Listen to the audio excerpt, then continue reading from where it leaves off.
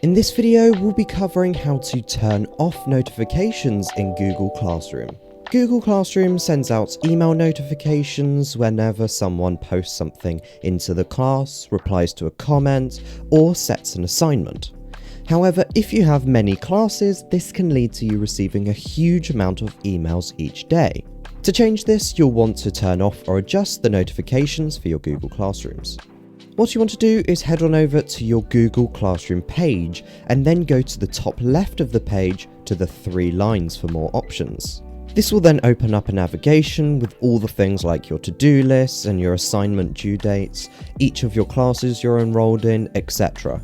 And what we're interested in is the one called Settings right at the very bottom. If we click on this, it will take us to a page which should look like this.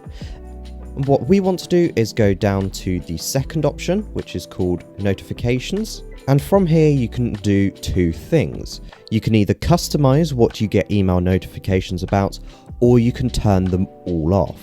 If you don't want to get any email notifications at all from any of your classes, toggle off the Allow Email Notifications button here.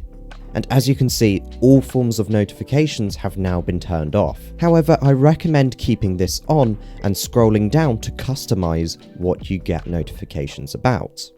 For example, you can make it so that you just get emails about comments on your posts, private comments on your work and posts from teachers, any work that's been returned, due date reminders, etc.